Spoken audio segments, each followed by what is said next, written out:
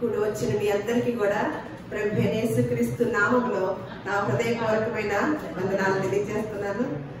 మరి వేసవికాలంలో చల్లని వాతావరణంలో మనకి దేవుడు ఇచ్చిన సమయాన్ని బట్టి దేవునికి కృతజ్ఞతలు తెలియజేస్తూ మన ఈ వారం అంతా కూడా ఆయన చల్లని రెక్కల నీడలో మనల్ని కాచి కాపాడి మరి యొక్క పునరుద్ధార దినము మనకు అనుగ్రహించాడు అనమాట. దేవుని సన్నిధానంలో ఉన్న నెమ్మదిని, ప్రశాంతతను అనుభవించడానికి మనకు మాత్రమే దయచేసిన దేవుని బట్టి దేవుని స్తుతించుకుంటూ ఈరోజు ఏ సందర్భంలో ఏ వాక్యములు నేర్చుకోవాలో మన కుటుంబంలో అలా నేర్చుకుంటూ వస్తున్నాము.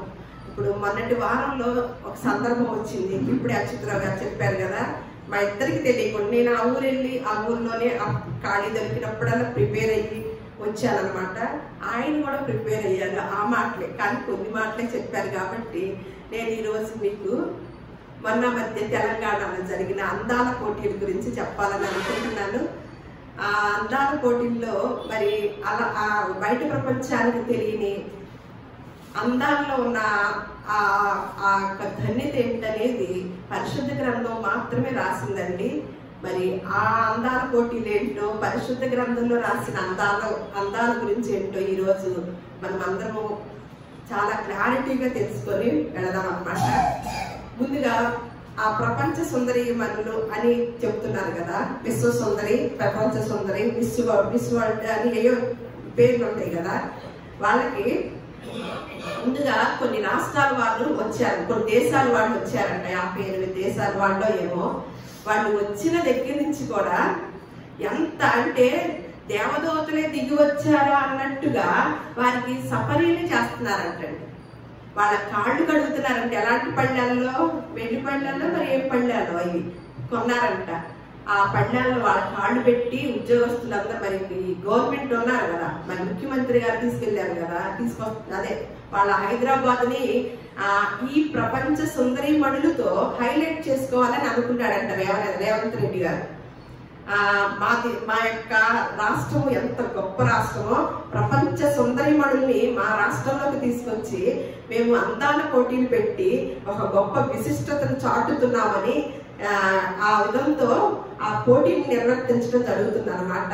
మరి పూర్తయ్యో నాకేం తెలియదు, కానీ యుద్ధం బయట పాకిస్తాన్ కి భారతదేశానికి యుద్ధం జరిగే సందర్భంలో మరి రేవంత్ రెడ్డి గారు తీసుకురావడం అనేది చాలా శోచనీయకం అన్నమాట. చాలా దుఃఖకరమైన అది. మరి జ్ఞానము అనేది మరి ఆయనకి ఎంత ఉందో తెలియదు. ఇందాక చెప్పారు అచ్యుతరావు గారు, వాళ్ళ తెలియని జ్ఞానం మీకు ఏమైనా ఉందా, ఇక్కడ కూర్చొని అలా మాట్లాడుతున్నారు అంటున్నారు కదా.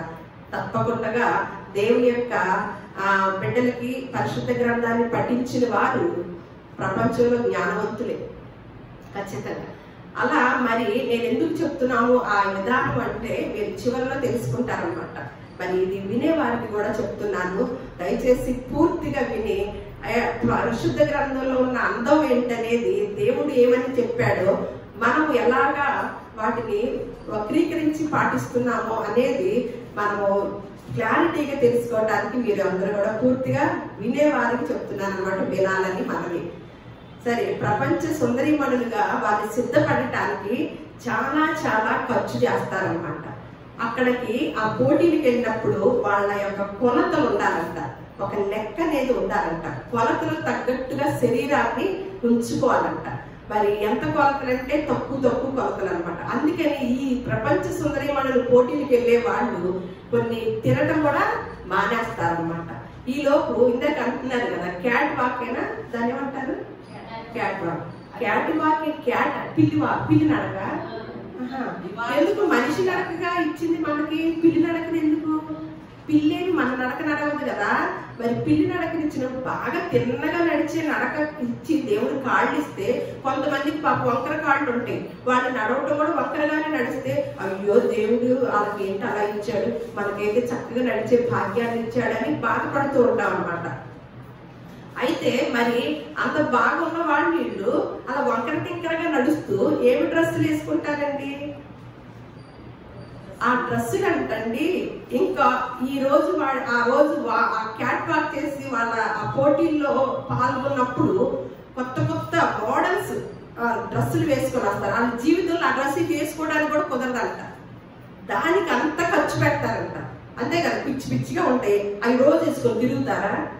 ఎవరు ఆమెకన్నా నేను ఇంకా మోడల్గా చేయాలని ఇంకా కొంచెం కనిపించేటట్టు చేస్తారు. ఇంకా వాళ్ళకన్నా మోడల్గా ఉండాలని మరి ఎవరు కాస్ట్యూమ్ డిజైనర్స్ కదా, వాళ్ళు ఇంకా ఇంకా కొంచెం కొత్తగా కనపడాలని వాళ్ళని ఇష్టం వచ్చినట్టుగా వాళ్ళ డ్రెస్సుల్ని అలా డిజైన్ చేస్తారనమాట. అలాంటి డ్రెస్సులు ఎంతో ఖర్చు పెట్టి వాళ్ళు వేసుకుంటారు, ఎంతో ఖర్చు పెట్టి. అది మనం ఇంకొకసారి వేసుకోవడానికి ఎవరికి ప్రపంచంలో ఎవరికి పనికిరాదు. ఎవరికి పనికిరాని డ్రెస్సుని మరి అంత ఖర్చు పెట్టి సుందరిమణులు అంటే ప్రపంచ సుందరిమణులు అని ఈ తెలంగాణ ప్రాంతానికి ఏమి మెసేజ్ ఇవ్వాలని, యువతకి ఏం మెసేజ్ ఇవ్వాలని మరి ముఖ్యమంత్రి గారు అనుకుంటున్నారండి. ఒకప్పుడు ఐశ్వర్యరాయి మరి విశ్వసుందరం ప్రపంచ సుందరం ఏదో సుందరిగా అయింది కదా. ఆ సుందరిమణులు ఎప్పుడైతే సుందరిమణులు ప్రపంచ సుందరి వాళ్ళకి ఆ బిరుదు వచ్చేస్తుందో వెంటనే కొంత వ్యాపారవేత్తలు అందరూ కూడా వీళ్ళని అడ్వర్టైజ్మెంట్ కి వాడుకుంటారు. వాళ్ళు ఆ సబ్బులు రాసుకోరు, వాళ్ళు ఆ షాంపులు వాడరు. కానీ ఎవరు బొమ్మలు పెడతారండి? ఈ ప్రపంచ సుందరిమణి బొమ్మ పెట్టేసి ఇది వాడండి, ఈవిడలాగా మీరు కూడా పోటీల్లో గెలుస్తారంటారు. ఈ మన యువతకి ఏం కలిగిద్దండి? అమ్మో, ప్రపంచ సుందరిమణులు వస్తే అంత ప్రత్యేకత ఇచ్చారా తెలంగాణ వాసులు? హైదరాబాద్ లో వాళ్ళకి అంత పట్టా కట్టారా? అంత వాళ్ళు కాళ్ళు కడిగారా? వాళ్ళకి అంత ప్రాధాన్యత ఇచ్చారా? నేను కూడా ఇక్కడి నుంచి నా వంతులో నా జీవితంలో ఏదో ఒక విధంగా నేను ప్రపంచ పోటీల్లోకి వెళ్ళటానికి లేదు, నేను అందంగా ఉండటానికి వాళ్ళేమో వాడారో నేను కూడా అవే వాడాలని అలా కలిగిద్దా? ఇంకేదైనా కలిగిద్దండి మన యువతకి? చూడండి, అంటే ఏమి మార్గదర్శకులుగా వాళ్ళని నిల్చోబెట్టారు? ఏ విషయంలో మార్గదర్శకులు అవుతారండి మన బిడ్డలకి? ఎప్పుడైనా అలాంటి పోటీలు పెట్టారంటే వాళ్ళ బిజినెస్ ని పెంచుకోవటానికి, వాళ్ళ బిజినెస్ ని పెంచుకోవటానికి మాత్రమే ఎవరిని బలి చేస్తున్నారండి? కొంతమంది యవ్వనస్తుల్ని బలి చేస్తున్నారన్నమాట. ఎప్పుడేనంతే ప్రతి బిజినెస్ కి కూడా ఒక స్వార్థం ఉంటుందండి. ఆ స్వార్థంలో మరి సినీ ఫీల్డ్ కూడా ఉంది కదా. ఎలా వెళ్తున్నారండి హీరోయిన్లు? ఎలాంటి డ్రెస్సులు వేస్తున్నారండి? మన పిల్లలకి ఎవరు హీరోలు హీరోయిన్లు ఎవరు ఫ్యాన్స్ ఎక్కువగా? పవన్ కళ్యాణ్ ఒక రకమైన ప్యాంట్ వేసుకుంటే మన పిల్లలు కూడా అలాంటిది వేసుకుంటారు. లేదు, ఒక సమంతో ఒక పిచ్చి డ్రెస్ వేసుకుంటే ఆ పిచ్చి డ్రెస్ వేసుకుంటారు. ఇలా నేర్చుకొని ఉంటే మరి మన సంస్కృతి సాంప్రదాయము ఇదిగో ఈ మతాలేంటి ఎలా బోధిస్తున్నాయి, మా ఏమన్నా ఇలా ఉన్నాయి అని ఎవరి మీద పడుతున్నారండి? బైబిల్ గ్రంథం మీద పడుతున్నారు. బైబిల్ గ్రంథం ఎప్పుడు కూడా సంస్కృతి సాంప్రదాయానికి నిలయమైన గ్రంథం ఏదన్నా ఉంటే ఇది ఒక్కటి మాత్రమేనమాట. మరి ఎటువంటి డ్రెస్సులు ఎంత ఖర్చు పెడుతున్నారు? అంతకుముందు ఒక సినిమా వచ్చిందంట. ఆ సినిమాలో ఇట్లాగే ప్రపంచ సుందరిమణులు ఎప్పుడైతే సెలెక్ట్ అయ్యారో ఇతర దేశాలకి ఈ సుందరిమణులు అంటే సినీ వాళ్ళు డైరెక్టర్లు తీసిన సినిమాలు అన్నమాట. తెలివిగా అయిపోయారు. ఎప్పుడైతే ఒక విధానాన్ని ప్రవేశపెట్టారో దాన్ని వెంటనే క్యాష్ చేసుకుంటారు కదా. అలా ఒక ఆలోచన కలిగి దానికి ఈ ప్రపంచ పోటీల్లో కన్నా ఇంకొక అడుగు ముందుకేశారన్నమాట డైరెక్టర్. ఏం చేశారంటే ఈ సుందరిమణుల యొక్క శరీరాన్ని కట్ చేసి వజ్రాలను పెట్టి ఆపరేషన్ చేసి ఈ సుందరిమణుల్ని చెక్ చేయరన్నమాట. వీళ్ళకి ఒక సెక్యూరిటీ ఉంటుంది, వీళ్ళ ప్రాధాన్యత కలిగి ఉంటారన్నమాట. వీళ్ళని ఏం చేస్తారు? ఇతర దేశాలకి పంపిస్తారు. వెంటనే ఆ దేశం వాళ్ళకి ఈ దేశం వాళ్ళకి ఫోన్లు వచ్చేస్తాయి కదా, వ్యాపారాలు ఇదిగా పెట్టుకుంటారు కదా. వీళ్ళందరినీ ఎలా వాడుకుంటారు? పిచ్చి మొహాలు యవనస్తులకి ఏమి తెలియదు అనమాట. వెంటనే మళ్ళీ స్త్రీ ప్రపంచ సుందరి ఆ దేశం వెళ్ళగానే ఆవిడని మళ్ళా ఆ శరీరాన్ని కట్ చేసి అందులో నుంచి ఆ వజ్రాన్ని తీసి మళ్ళీ అక్కడ వ్యాపారం. అంటే మళ్ళా ఇలా షాంపులని సబ్బులని ఇగో వీళ్ళ బొమ్మలేస్తే ఇక దేశం అంతా కొనేస్తారని, మన పిచ్చి యువత అంతా వాళ్ళని వెంబడిస్తారని. వాళ్ళు తినే ఆహారం ఏంటి, అసలు వాళ్ళు ఎలా ఉంటారు ఏంటి అనేది, ఎంత ఖర్చు చేస్తున్నారు దాని నిమిత్తము. మన యువతకి ఏం పాఠాన్ని నేర్పాలని ఈ పోటీలు పెట్టి యుద్ధం జరిగే టైంలో ఇలాంటివి పెట్టినప్పుడు మరి పరిశుద్ధ గ్రంథం దగ్గరికి తప్పకుండా వెళ్ళాలన్నమాట. కాస్మోటాలజీనా ఏదో ఉంది కదా, దీనికి ఉన్న ఒకప్పుడు ఇది లేదనమాట. ఇలాంటి దానికి. ఇప్పుడు ఎంత ప్రాధాన్యత అంటే వీధికి ఒక బ్యూటీ పార్లర్. ఇదివరకు ఆడవాళ్లే చేయించుకునేవారు, శ్రద్ధ చూపించేవాళ్ళు. ఇప్పుడు ఎవరికి తగిలించారు మళ్ళీ ఆడవాళ్ళు? మగవాళ్ళకు కూడా తగిలించి వీళ్ళు కూడా ఎక్కడికి వెళ్తున్నారు ఇప్పుడు? మళ్ళా రాజకీయ నేతలు కూడా, రాజకీయాల్లో ఉన్న ఆడవాళ్ళు, మంత్రుల స్థానంలో ఉన్నవారు కూడా లిప్టిక్ వేసుకోకుండా, మేకప్ వేసుకోకుండా, విగ్గు పెట్టుకోకుండా ఒక్క స్త్రీ అయినా బయటకు వచ్చిందంటే, ఒక్క మంత్రి అయినా, ఒక్క ఎమ్మెల్యే అయినా. అంటే సినిమా యాక్టర్లకి పరిమితమయ్యే మేకప్లు ఎక్కడికి వచ్చినాయి ఇప్పుడు? ఈ మేకప్ల కోసం ఎంత హెచ్చరిస్తున్నాము సమయాన్ని, సొమ్ముని ఎంత ఖర్చు పెడుతున్నారండి ఆడవాళ్ళు? కొంతమంది ఉన్నారా? సరే, అక్కడి నుంచి ఎక్కడికి తీసుకొచ్చారు తెలుసా? పాస్ట్రమ్మల దగ్గరికి కూడా తీసుకొచ్చారు. పాస్ట్రమ్మలు కూడా లిప్స్టిక్ వేసుకుంది, మేకప్ వేసుకుంది. ఎందుకంటే ఎవరు చూడరంట వీడియోలు. అంటే లిప్స్టిక్ వేసుకుంటే చూస్తారా? మంచి చీర కట్టుకుంటే చూస్తారా? మేకప్ వేసుకుంటే చూస్తారా? నీ దగ్గర ఉన్న పరిశుద్ధ గ్రంథం ఏమి సూత్రాలు నేర్పింది? ఏమి నేర్పింది? చూడండి ఎలా వెళ్ళిపోతుందో మెసేజ్ అన్నమాట. అంటే అపవాది ఎంత వాడుకుంటున్నాడో, ఎంత మనల్ని ఎంత మభ్య పెడుతున్నాడో, మనల్ని ఎంత దేవునికి దూరం చేస్తున్నాడో అనేది ఒక ఇంత ఆలోచన చేస్తే మనము చాలా దాని వలలో పడటానికి సిద్ధంగా ఉన్నాము. పడిన వారు కూడా ఉన్నారు, ఆల్రెడీ పడిన వారు కూడా ఉన్నారు. అందుకని ఒక మాట ఉంటుంది, నీవు జీవించుచున్నావని పేరు మాత్రమే ఉంది, నువ్వు చచ్చిన దానివే, నువ్వు చచ్చిన వాడివే. మందిరంలోకి వచ్చి కూర్చున్నా సరే ఎలాంటి వాడు? శవాలు. మరి పరిశుద్ధ గ్రంథంలో పాదాల గురించి, పెదియాలకు ఏం వేసుకోవాలో, మొఖాలకు ఏం వేసుకోవాలో ప్రతి దాన్ని రాయించి ఉంచాడు. ఏం వేసుకుంటే మనం అందంగా ఉంటామో, ఏమి చేస్తే మనం కళగా ఉంటామో. అసలు దేవుడి సృష్టి అంతా కూడా అందమైనదండి. అందానికి ప్రతిరూపము, ప్రతీక ఎవరండి? దేవుడు. ఆయన బల సౌందర్యములు కలిగిన వాడంటండి. ఆయనే బల సౌందర్యములు కలిగిన వాడైతే ఆయన ఏం చేశాడు? మన పోలిక చొప్పున మన స్వరూపమందు నరులను చేయుదుము అన్నాడు. ఎవరి పోలిక, ఎవరి స్వరూపం అండి మనము? వాళ్ళు ఒక్కళ్ళేనా? వచ్చిన వాళ్ళు ఒక్కళ్ళేనా? మరి ఒక్కొక్క ప్రాంతం వాళ్ళకి నచ్చదు. మరి వాళ్ళు ఎలా అందాల పోటీల్లో ఉంటారు? వాళ్ళకి కొలతలంట. మరి ఏ కొలతలు పెట్టి సీతాకోక చిలుకుని దేవుడు అలా తయారు చేశాడు? ఏ కొలతలు పెట్టి పక్షులు తయారు చేశాడు? వాటిని చూస్తే అందం అంటే ఏం కలగాలో తెలుసండి? అందము అనగానే, అందము అన్న చోట అది దేవుడు కలగ చేసిన అందం అయితే మనకి వెంటనే మన కన్నులకి ఏం కలిగిద్ది? మన హృదయానికి, కన్నులకి ఆహ్లాదం కలిగిద్ది అనమాట. వెంటనే హృదయంలో కనెక్షన్ అయిపోద్ది అనమాట. ఒక్కొక్క పక్షిని కానీ, మంచి రంగులు కలిగిన పక్షిని చూడండి, వెంటనే ఏం కలిగింది? అబ్బా ఎంత బాగుంది, ఎంత డిజైన్ చేసి ఎన్ని రంగులు కలిపాడు దేవుడు ఆ రెక్కలకి. ఆ సీతాకోక చిలుక ఏంటి, అట్లాంటి చీర అయితే ఎంత బాగుంటది అలా డిజైన్ చేస్తే, అబ్బా అని మనసంతా ఎలా ఉంటది? ఉల్లాసంగా, ఆహ్లాదంగా. అందం అంటే అదండి మనందము. వాళ్ళు ప్రపంచ సుందరిమణులు అంటున్నారు. ఎవరికి ఆహ్లాదాన్ని ఇస్తున్నారు? ఎవరికి ప్రయోజనం? వారు అందాల పోటీలో గెలిచారే అనుకోండి, ఒక వ్యక్తే కదా, ఎవరు ఏ పోటీలు పెట్టినా ఒకళ్ళే గెలుపుతారు. మరి మనందరం కూడా పోటీల్లో గెలిచి వచ్చామా? గెలిచిరా కదా? జయశ్రీ చెప్తుంది, జయశ్రీ ఒక్కటే చెప్తుంది అన్నమాట. గెలిచామా మనం కూడా పోటీల్లో? గెలవలేదు ఉషా, నువ్వు గెలిచావా? తండ్రిలో నుంచి 50 కోట్ల కణాలు తల్లిలో ఉన్న ఒక్క అండంలోకి వెళుతుంది అనమాట, వెళ్ళాలి. 50 కోట్ల కణాలు కూడా పోటీలోకి వస్తున్నాయి. తల్లి దగ్గర ఎన్ని ఉన్నాయి? ఒక్కటే ఉంది. 50 కోట్లలో ఎవరు వెళ్ళాలి? ఎన్ని వెళ్ళాలి? ఒక్క కణమే వెళ్ళాలి. ఆ పోటీ పెట్టాడు. 50 కోట్ల మందిలో టకామని ఎవరు వచ్చారు? ఉషా వచ్చింది, జయశ్రీ వచ్చింది, మీరు వచ్చారు.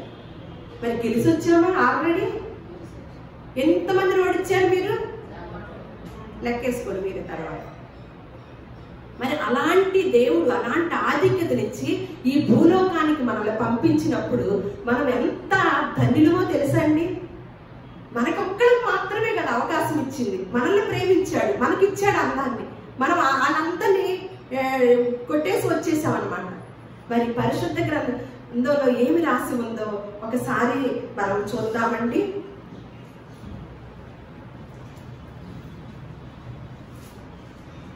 మామూలుగా మనం అనుకునే అందము ఎలా ఉంటుందో దేవుడు రాస్తున్న మాట అనమాట. 1 పేతురు రాసిన పత్రిక 1వ అధ్యాయము 24.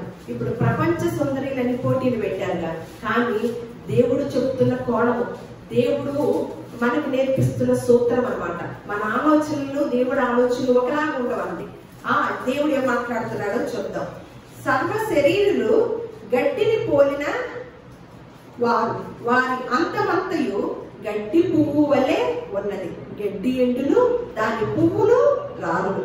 అయితే ప్రభు వాక్యము ఎల్లప్పుడూ నిలుచునంట. సర్వ శరీరుల యొక్క శరీరులు ఎలా ఉన్నారంటండి? సర్వ శరీరులు కూడా ప్రపంచ సుందరులలో పోటీలోకి వెళ్ళిన వాళ్ళే కూడా ఎలా ఉన్నారంట? దేవుడి కోణం అనమాట. దేవుడి కోణం మన ఆలోచన ఒకటిలాగా ఉండవు. కానీ అందుకని మనం దేనికైనా సరే దేవుని సన్నిధిలోకి వచ్చి నేర్చుకోవాల్సిందే. సర్వ శరీరులు గడ్డిని పోలి ఉన్నారు, వారి అందమంతయు గడ్డి పువ్వు వలె ఉన్నది. గడ్డి ఎండిపోద్ది, పువ్వు కానీ ఎవరుంటారా? ప్రభు వాక్యము వారానికోసారా, నెలకోసారా, ఎల్లప్పుడూ ఆ వాక్యాన్ని కలిగి ఉన్నవారు ఎలాంటి వారో మనం చివరిలో వింటామన్నమాట. మళ్ళీ ఇంకొక మాట చూద్దాం. అందుకని ఏం చేస్తున్నాడంటే మన రాజు కీర్తన గ్రంథము 45వ కీర్తన 11వ వచనం, మన రాజు ఏమడుగుతున్నాడంటే, భౌతికమైన శరీరంలో ఉన్న భౌతిక శరీరము ఇలా ఉంటది, కానీ మీ నుంచి నేను ఒకటి అడుగుతున్నాను అని ఈ రాజు, నీ ప్రభు, అతడు నీ సౌందర్యమును కోరిన వాడంట. మామూలుగా బాహ్య అందం ఏమైపోద్దంట, బాహ్య శరీరం ఏమైపోద్దంట, ఎండిపోద్ది, రాలిపోద్దంట. మరి అయినా సరే ఈ దేవుడు ఏమంటున్నాడు? నీ సౌందర్యమును కోరినవాడు, నీ ప్రభువు నీ సౌందర్యమును కోరి. మరి ఏ సౌందర్యాన్ని కోరాడు? అదేమన్నా భౌతికమైన శరీరం ఏమన్నా ఎండిపోద్ది, రాలిపోద్దంట. కానీ నీ రాజు, నీ ప్రభువు నీ సౌందర్యాన్ని కోరుతున్నాడు. ఏమి కోరుకుంటున్నాడు ఆయన? ఈ రేవంత్ రెడ్డికి తెలియదు ఏమి కోరుకోవాలో, ఏమి ఎలా జీవించాలో.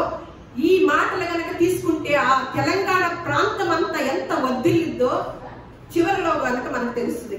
ఏమంటున్నాడు? అందుకని ఏమి కావాలంటే అండి, ఏమి కోరుకుంటున్నాడు? ఈ రాజు ఎలాంటి సౌందర్యాన్ని కోరుకుంటున్నాడో ప్రసంగి గ్రంథము 8వ అధ్యాయము 1వ వచనం చూద్దాం. జ్ఞానులతో సములైన వారు ఎవరు? జరుగు వాటి భావమును ఎరిగిన వారెవరు? మనుషుల జ్ఞానము వారి ముఖమునకు తేజస్సునిచ్చును, దాని వలన వారి మోటుతనము మార్చబడునంట. ఇదిగో ఇదొక బ్యూటీ పార్లర్లో ఉన్న సూత్రం అనమాట. ఏమొచ్చిందంటండి? ఏ జ్ఞానంతో మన ముఖానికి తేజస్సు వచ్చిందంట? తీలా, ఇంకా వాక్యమే తీలా. ఇంకేం చెప్తారు?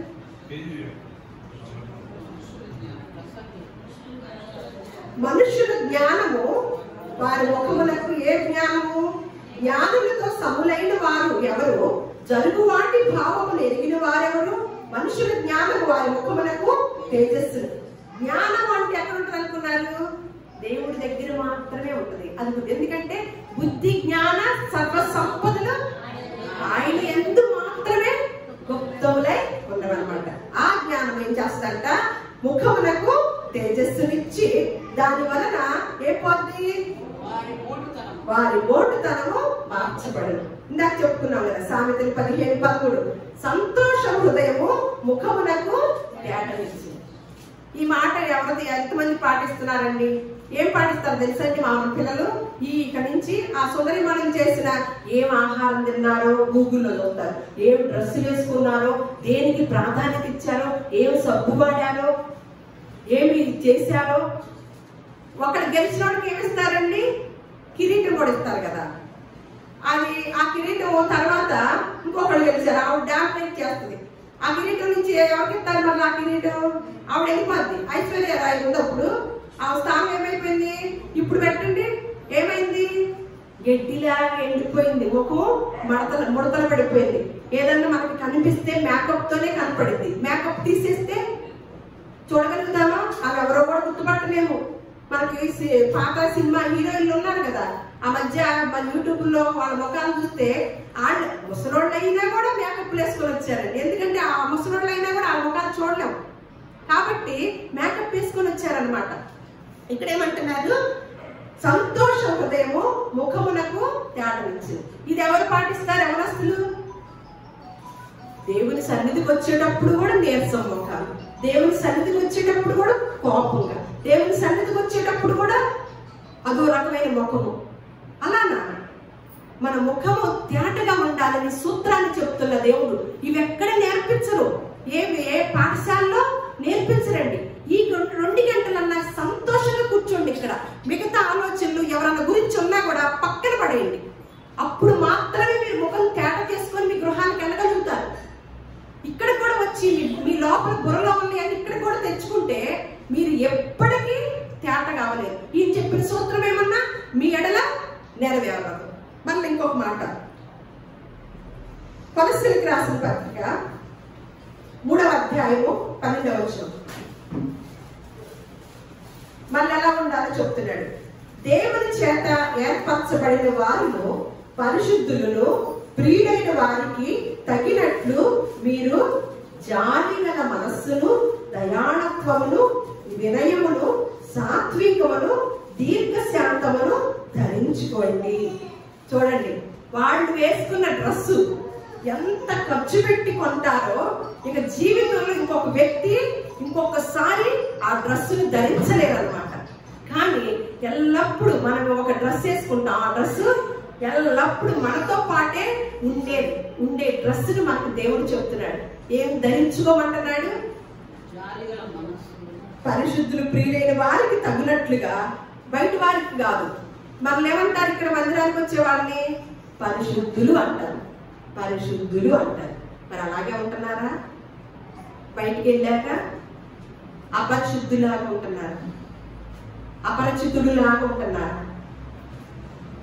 సినిమా తీశారు కదా, కాసేపు ఒక ఆయనలాగా వస్తాడు, కాసేపు ఒక ఆయనలాగా వస్తాడు. అలాగే ఉంటున్నాం కదా, మళ్ళీ తీశారు వాళ్ళు అపరిచితుల్లాగా.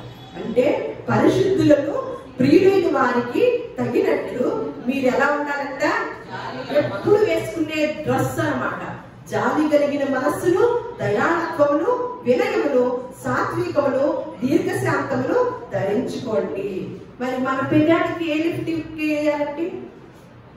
ఒక అమ్మాయి ఏదైనా లిప్టిక్ వేసుకొచ్చుకుంది అనుకోండి, వెంటనే ఆ ధ్యాస ఉన్న వాళ్ళకి ఎక్కడ కొన్నదో, ఏ కంపెనీదో, ఇంకొకటి ఏదైనా మనం ఇంకా దానికి మించింది మంచిది కొంటే బాగుండేవి, మన పిల్లలకు కూడా వేయచ్చు అని ఎలా ఆలోచిస్తారండి? లిప్టిక్లు వేసుకునేవాళ్ళు. మనకు తెలియదు కాబట్టి మనకు అసలు ఆ గౌరవం ఉండదు. కానీ అది కూడా ఎక్కువైంది. ఎందుకంటే నేను ఇందాక చెప్పాను కదా, మిగతా వ్యాపారాల కన్నా కూడా కాస్మోటిక్స్ అంటే ఈ కాస్మోటాలజీ అది అంటారు, నేను అంత పెద్ద చదువుకోలేదు కాబట్టి, వాటి యొక్క వ్యాపారాలు బాగా హై లెవెల్లో ఉన్నాయి అంటండి. ముఖాలకు రాసుకునేవి, పెదాలకు రాసుకునేవి, ఇవన్నీ కూడా చాలా వ్యాపారంలో ముందుకు అడుగేసుకుంటూ వెళ్ళిపోతున్నాయి అంట, దూసుకెళ్ళిపోతున్నాయి.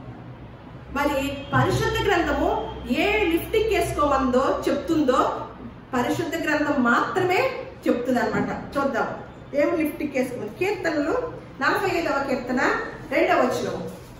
కీర్తన గ్రంథము 45వ కీర్తన 2వ వచనం. నరుల కంటే నీవు అతి సుందరుడువై ఉన్నావు, నీ పెదవుల మీద దయారసము పోయబడినది. మన పెదాలకి ఏ లిప్టిక్ వేసుకోవాలంట? ఇది ఏ కంపెనీది? ఎవరు తయారు చేసింది? ఈ లిప్టిక్ వేసుకున్న వాళ్ళు ఎలా మాట్లాడతారంట? ఆ లిప్టిక్ వేసుకున్న వాళ్ళు చూసి పెదాలే మాట్లాడాలి. ఈ దయారసం చేసుకున్న వాళ్ళు దయారసం అనే లిప్టిక్ వేసుకున్నారని గుర్తు ఎలా తెలుస్తుందండి? దయారసం దయారసం అనే లిప్టిక్ వేసుకున్నారు మీరు? ఏ కంపెనీదండి? మీరు మీ యొక్క పెదాలకి భలే దయారసం వేసుకున్నారు, ఎక్కడండి, ఎక్కడ కొనుక్కున్నారు అని అంటే ఎలా తెలుస్తుంది వాళ్ళకి? మన లిప్టిక్ కంపెనీని మనం ప్రచారం చేయాలంటే లిప్టిక్లు కూడా ప్రచారాలు ఉన్నాయా, పబ్లిసిటీలు ఉన్నాయా? మేకప్లకి పబ్లిసిటీ ఉందా? మరి మనం కూడా ఒక మేకప్ వేసుకుంటున్నాము, మరి మమ్మల్ని ఎవరు పబ్లిసిటీ చేయాలి? పబ్లిసిటీ ఎవరు చేయాలి? ఈ లిప్టిక్ ని ఎవరు పబ్లిసిటీ చేయాలి? మరి ఈ లిప్టిక్ వేసుకున్న ఆయన ఏం మాట్లాడుతున్నాడో లూకాసు వార్త 4వ అధ్యాయము 22వ వచనం. అప్పుడు అందరూ ఆయన గురించి సాక్ష్యం ఇచ్చుచు ఆయన నోట నుండి వచ్చిన దయగల మాటలకు ఆశ్చర్యపడ్డారంట.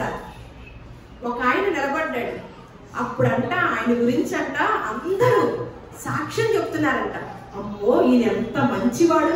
నిలబడగానే ఏం చెప్తున్నారంట? అందరూ ఆయన గురించి సాక్ష్యం చెప్తున్నాడంట. ఏమి కలిగి ఉన్నాడు? ఈయన పెదవులకి దయారసము పూసుకున్నాడు. ఎందుకంటే ఈయన దయగల మాటల కంట ఆశ్చర్యపోయారంటండి. మరి ఆయనకైతే వల్ల అయితే మాకెలా కుదిరింది ఆ లిప్టిక్? ఇక్కడ చూద్దాం. కొలస్సీలకు రాసిన పత్రిక 4వ అధ్యాయము 6వ వచనం. మనం కనుక ఆ దయారసం పూసుకుంటే ప్రతి మనుషునికి ఎలాగూ ప్రత్యుత్తరం ఇయ్యవలెనో అది మీరు తెలుసుకొనుటకై మీ సంభాషణ ఉప్పు వేసినట్లు అప్పుడప్పుడేనా?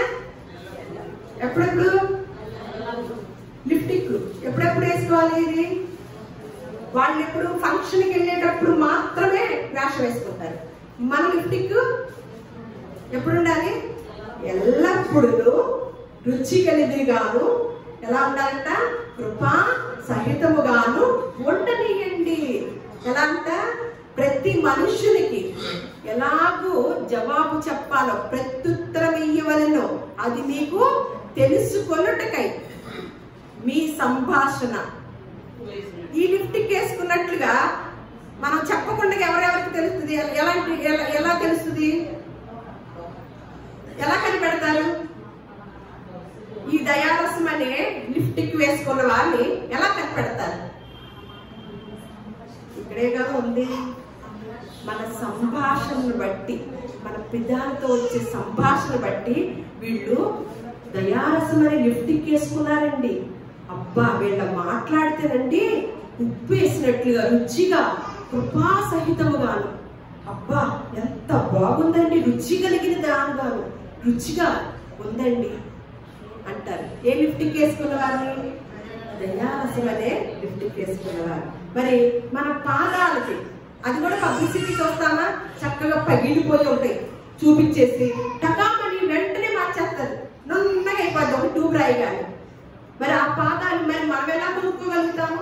కొంతమందికి డబ్బులు ఉంటాయి, ఉండకపోవచ్చు. కానీ మన పాదాలని అందంగా ఉంచుకోవాలనుకుంటామా లేదా? మన పాదాలని పేస్ట్ పెట్టి రాయాలనుకుంటామా? రాసినా సరే తొందరగా అందంగా రావాలనుకుంటాం కదా. మరి మన పాదాలు అందంగా ఉండాలంటే ఏం చేయాలంట? రోమపత్రిక 10వ అధ్యాయము 15వ వచనం. రోమపత్రిక 10వ అధ్యాయము 15వ వచనం. ఉత్తమమైన వాటిని గూర్చిన సువార్త ప్రకటించు వారి పాదములు ఎంతో సుందరములై ఉన్నాయంట. నేను నా పెళ్ళైన కొత్తలో నేను ఒక ఊరు వెళ్ళారనమాట. ఒక చోటకి ఒక గృహానికి వెళ్ళినప్పుడు వాళ్ళందరూ చాలా బాగుంటారు నాకన్నా. నా యొక్క పాదాలు చూసి అసలు లక్ష్మి ఏంటి నీ పాదాలు ఎంత బాగున్నాయి, ఎంత చక్కగా తెల్లగా, నీ మొక్కలు నల్లగా నీ పాదాలు అయితే ఎంత తెల్లగా ఎంత చక్కగా ఉన్నాయి అని వాళ్ళు ప్రత్యేకంగా అడిగేవారండి. మొన్నమాట చెప్తున్నా, నా పాదాలు వేరుగా ఉంటుంది, నా ఫేస్ వేరుగా ఉంటుంది. ఎందుకంటే మన ఇష్టం వచ్చినట్టు ఎంతో తిరిగేస్తాం కదా. పాదాలని అలా ప్రత్యేకంగా అడిగేవారు అనమాట. వాళ్ళ పాదాలు బాగుంటాయి కదా, వాళ్ళ మొఖాలు ఏమన్నా భలే ఉంటాయి అన్ని రాసుకునేవాళ్ళు. పాదాలు ఏమన్నా బాగా పగిలిపోయి చండాలంగా ఉంటాయి అన్నమాట. ఎలా ఉంటాయంట పాదాలు? నేను అప్పటి నుంచి ఇప్పటి వరకు సువార్త చెప్పాలంటే నాకు ఎంత ఇష్టమో ఆ మంచి మాట చెప్పి వారి జీవితాన్ని ప్రభావితం చేయాలంటే, వారు సంతోషంగా ఉంటే చూడాలనే మనస్సు కలిగిన దాన్నే నా పాదాలు అంత సుందరంగా ఉన్నాయండి. ఇక్కడ మాట నేను ఖచ్చితంగా నమ్ముతాను. ఉత్తమమైన వాటిని గూర్చిన సువార్త ప్రకటించు వారి పాదములు ఎంతో సుందరములై ఉన్నాయంట. ఎంత సుందరంగా ఉన్నా సరే, ఎంత ప్రపంచ సుందరమైనా సరే, దేనికి దేవుడు ప్రాధాన్యత ఇస్తున్నాడో తెలుసండి? సామెతల గ్రంథము 11వ అధ్యాయము 22వ వచనం. ఎంత ప్రపంచ సుందరమైనా సరే ఒకటి లేకపోతే ఎంత దారుణంగా ఉంటారో చూద్దాం. వివేకము లేని సుందర స్త్రీ పంది ముక్కులున్న బంగారు కమ్మి వంటిదంట. వివేకము లేని సుందర స్త్రీ, ప్రపంచ అది మిస్ వరల్డ్, పంది ముక్కులున్న బంగారు కమ్మి ఉన్నాయి. ఎక్కడ పనిచేసాడు ఇక? ఎంత సుందరమానులైనా. అందుకని మనల్ని ఎలా ఉండాలో, ఎటువంటి అందం కలిగి ఉండాలో మరి పేతురు రాసిన పత్రికలో మనం చూద్దాము. 1 పేతురు రాసిన పత్రిక 3వ అధ్యాయము.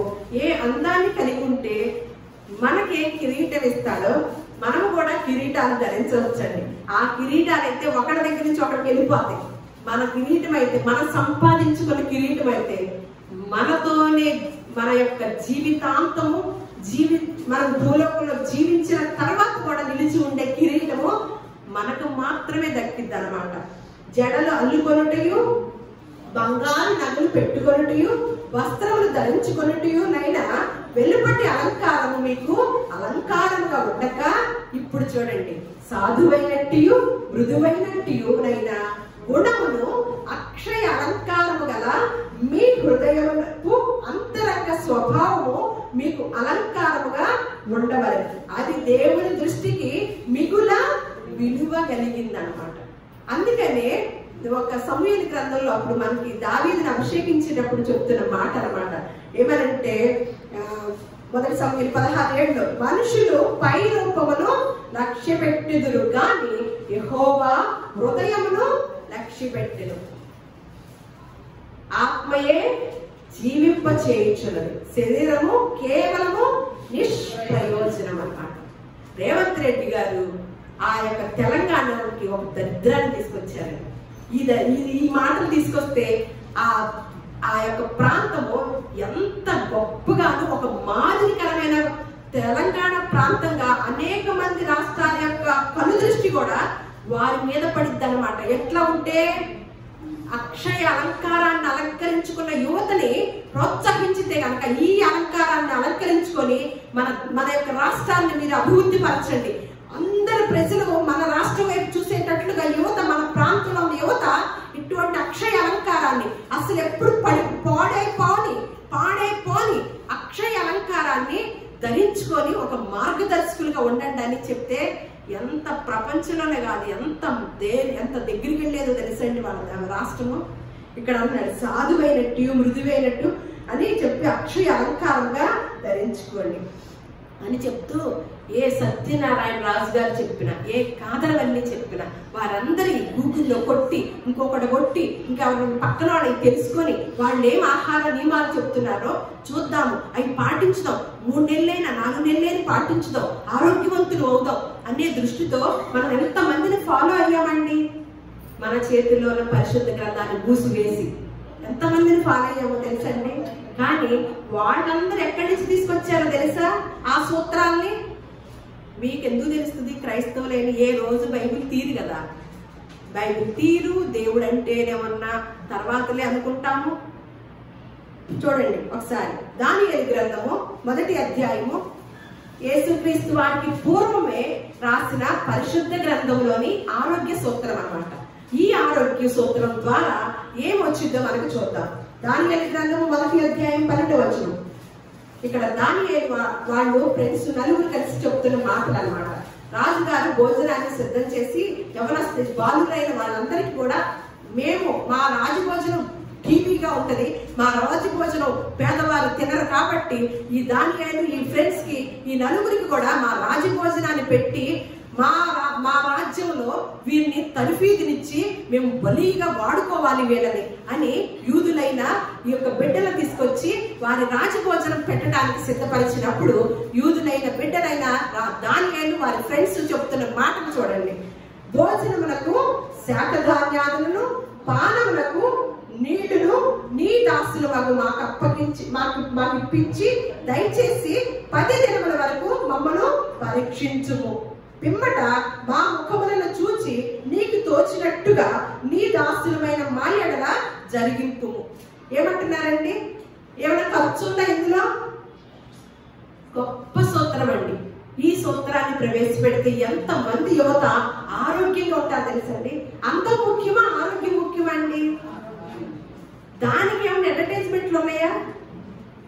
న్యాచురల్ గా ఆరోగ్యంగా ఉండే విధానం సూత్రాలు ఏమైనా చెప్తున్నారా? ఇక్కడ మాత్రమే కుదిరిద్దండి. మరి ఎంతమంది వచ్చారండి? ఏమంటున్నారు వీళ్ళు? మాకు ఆహారానికి శాఖధాన్యాలను, తాగటానికి మీరైతే ద్రాక్ష రసాలు, ఆ రసాలు, ఈ రసాలు ఇస్తున్నారు. మాకు మంచి నీరు మాత్రమే ఇచ్చి మమ్మల్ని 10 రోజులు చూడండి. ఆ తర్వాత మమ్మల్ని మేము సరెండర్ అయిపోతాం. మా ద్వారా మీకేమి రిజల్ట్ రాకపోతే మీరు చెప్పిన దానికి మేము ఒప్పుకుంటామని ఈ దానియేలు యూదుల బిడ్డలు చెప్తున్నారన్నమాట. తర్వాత 10 దినములైన పిమ్మట వారి ముఖములు రాజభోజనము భుజించు బాలురందరి ముఖముల కంటే సౌందర్యముగాను కలగాను కనపడగా రాజు వారికి నియమించిన భోజనమును, పానము కొరకైన ద్రాక్షరసమును ఆ నియామకుడు తీసివేసి వారికి శాఖధాన్యాదులే మంచినీళ్ళు మాత్రం ఇవ్వటం. ఎవరి ఆజ్ఞని సరిచేశారండి? ఎవరి యొక్క ఆ సిద్ధాంతాన్ని, రాజ్యంలో రాజుగారు పెట్టుకున్న నియమాన్ని తీసివేసే అంత స్థాయిలోకి ఒక బాలుగులు ఉన్నారండి. ఏం చేశారు? వీళ్ళ ముఖం ఎలా కనపడిందంటండి? సౌందర్యముగాను. ఏంటంటే చాలా మంది స్త్రీలను నేను ఒక ఊరు వెళ్ళినప్పుడు వెళ్ళాను కదా, అక్కడ పాస్టర్ గారు చెప్తున్నారు ఆవిడకి బాగాలేదంట. మరి వాటర్ ఎక్కువ తాగిపోయారని అంటే అసలు తాగందే నేను అదండి అన్న. నేను మా మందిరంలో ఆరోగ్య సూత్రాలు, ఆత్మీయ సూత్రాలు కూడా నేర్పిస్తామండి. నాకు కూడా ఈ మధ్యకాలంలో కొంచెం సమయం కుదరక ఇవన్నీ చూసుకోవడం ద్వారా నేను కూడా పట్టించుకోలేకపోతున్నాను. కానీ మన దగ్గర మన చేతుల్లో ఉన్న పరిశుద్ధ గ్రంథానికి ఎన్ని సూత్రాలు రాయించి ఉంచాడండి దేవుడు. మీరు ఇక్కడి నుంచి వాటర్ తాగండి అంటే అమ్మో ఖచ్చితంగా తాగుతానండి విజయలక్ష్మి గారు అని అంటుంది అనమాట ఆవిడ. చూడండి, అంటే మంచినీరు తాగని వాళ్ళు చాలా మంది స్త్రీలు ఉన్నారు. ఏం కావాలి? మనం అందంగా ఉండటానికి ఏంటిని ఎదుగుతారు? ఎక్కడో పేస్టులు, ఎక్కడో లిప్స్టిక్, ఎక్కడో అందాలు ఏవైతే ఉంటాయో వాటికన్నిటినీ వెతికి రాసుకొని మనం రాసుకుంటున్నాం అనుకోండి, మన పిల్లలు కూడా ఏ బాటలో నడుస్తారు? అందులో ఆరోగ్యాలు ఉంటాయా? ఎన్ని కలుపుతారండి వాటికి. జీవితంలో ఆ మేకప్ తీస్తే వాడి ముఖాలు ముసలాళ్ళ కన్నా దారుణంగా ఉంటాయండి. మనం అలవాటు చేయకూడదు అనమాట. అటువంటి ప్రాధాన్యత దేవుడిచ్చి చూడండి. ఇప్పుడు మనకి ఏం కిరీటం ఇస్తానంటున్నాడో చూద్దామండి. పేతురు రాసిన పత్రిక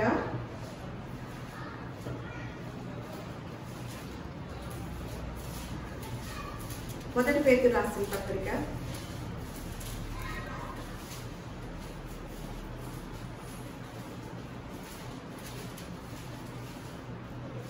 'ఇవన్నీ కనుక మనం ధరించుకొని ఉంటే దేవుడు చెప్పిన సూత్రాలన్నీ కూడా, ఇప్పుడు ప్రపంచ సోదరులు వచ్చినా ఇంకొక సోదరులు వచ్చినా ఏం కొట్టేసుకుని వెళ్ళిపోదామని వాళ్ళు కిరీటం. మరి మనకు కూడా కొన్ని సూత్రాలు చెప్పాడు. పెదాలకు ఏం వేసుకోవాలో, పాదాలు మంచిగా ఉండాలంటే ఎలా ఉండాలో, మనమందరం పోటీలో పాల్గొంటున్నాం అనమాట. ఇవన్నీ చేస్తూ మీరు మీ హృదయంలో ఏ అలంకారాన్ని అలంకరించుకోవాలో ఇవన్నీ చెప్పినప్పుడు ఇవన్నీ ఎవరైతే చేస్తారో చేసిన వారికి ఏమి వచ్చిందో చివరిగా చూసుకొని మనం ముగించుకుందాము. 1 పేతురు రాసిన పత్రిక 4వ అధ్యాయము 5వ అధ్యాయము 4వ వచనం. ప్రధాన కాపరి ప్రత్యక్షమైనప్పుడు మీరు వాడబారని మహిమ కిరీటము పొందుదురు. ఆ మాట కూడా ఎందుకు రాయించాడండి? ఏం కిరీటం అంట? వాడబారని మహిమ కిరీటం. ఎప్పుడంట? మనం ఈ ప్రధాన కాపరి వచ్చే అంతవరకు ఏం రాసుకొని, ఏం పూసుకొని ఉండాలి, ఏం ధరించుకొని ఉండాలి? మీకు అన్ని చెప్పారు. పాదాలు బాగుండాలంటే, పెదాలు బాగుండాలంటే, హృదయం బాగోనంటే, మొహం కళగా సౌందర్యంగా ఉండాలంటే, వీటినన్నిటిని పాటించినప్పుడంట ప్రధాని కాపరి ప్రైజ్ ఇవ్వటానికి ఎవరికైతే పాటించి రెడీగా ఉన్నారో సుందరీమణులు వారికి మహిమ కిరీటం, వాడబారని మహిమ కిరీటము ఇవ్వటానికి సిద్ధంగా వస్తున్నాడంట. వారు ఎంత కష్టపడి ఆ రాష్ట్రాల నుంచి, 5 రాష్ట్రాల నుంచి వచ్చారండి. ఎన్ని రోజులు సిద్ధపడి ఉంటారు ఆ పోటీల్లోకి రావడానికి? కష్టం లేకుండా అక్కడికి వచ్చారా? వాళ్ళని అందుకనేనా కాళ్ళు కడుగుతున్నారు? అందరికి కడగరే అంటే ఎంత సిద్ధపడి, ఎంత కష్టపడి అక్కడికి వచ్చారంటే, మరి మనకి ఏ కష్టం లేకుండా కానీ కిరీటం పొందేయాలనే పొందుతామా? రేవంత్ రెడ్డి గారు తెలంగాణలో ఉన్న వాళ్ళందరికి ఇస్తారా? ఎవరికి? ఆయనకే అంత ఇది ఉందే, మరి దేవాది దేవుడు అందరికి ఇచ్చేస్తారా? ఇవ్వడు. ఎవరైతే ఈ సూత్రాలను పాటించి సిద్ధపడి ప్రధాన కాపరి ప్రత్యక్షమైనప్పుడు ఆయన ఎదుట నిలబడతారో వాళ్ళని సెలెక్ట్ చేస్తాడనమాట. అందుకని ఇందాక ఎస్తేరు గురించి చూస్తున్నాం. ఏగే నిర్ణయించిన అలంకారం కాక దేనిని కూడా ఆవిడ జోలికి వెళ్ళాల, ఏది కూడా అలంకరించుకోలేదంట. కానీ రాజుగారి దయను పొందుకుందంట. ఏ అలంకారం అలంకరించుకుని రాలా, ఆవిడ సింపుల్గా వెళ్ళింది. కానీ రాజుగారి దయను, ఆమె లోపల ఏముంది? అక్షయ అలంకారం ఉంది. కాబట్టి ఆమె రాజుగారి దయను పొందుకుందన్నమాట. ప్రధాన కాపరి ప్రత్యక్షమైనప్పుడు మరి ప్రపంచ సుందరీమణులుగా మనం కిరీటాన్ని పొందుకోవాలంటే, వాడబారని మహిమ కిరీటం పొందుకోవాలంటే ఈ సూత్రాలన్నీ పాటించి నిలబడిన వారికి మాత్రమే దేవుడు ఆ కిరీటాన్ని సిద్ధం చేశాడు. ఇటువంటి సూత్రాల్ని యవ్వన కాలంలో ఉన్న బిడ్డలకు చెప్తే మన బిడ్డలు ఆరోగ్యవంతులుగా ఉంటారు, మన కుటుంబాలు కూడా ఆనందంగా ఉంటాయి. ఎప్పుడైతే సంతోషము, ఆరోగ్యం అన్ని కలుస్తాయో ముఖానికి తేట వస్తుంది, సౌందర్యం వస్తుంది, కళ వచ్చింది. వీటిని మాత్రం పక్కన పెట్టేసి ఏ షాపులో ఏది ఉందో, ఏ ఇంట్లో ఏది ఉందో ఇవన్నీ వేసుకున్నారనుకోండి, బ్రతికి ఉన్నాము అని పేరు మాత్రమే ఉంది. కానీ నీ ముఖం చూస్తే చచ్చిన వాళ్ళ ముఖం లాగా ఉంది. దేవుడి మాటలు మన హృదయాల్లో ఫలింప చేయరుగాక. దేవుడు మిమ్మల్ని అందరూ కూడా దీవించునుగాక.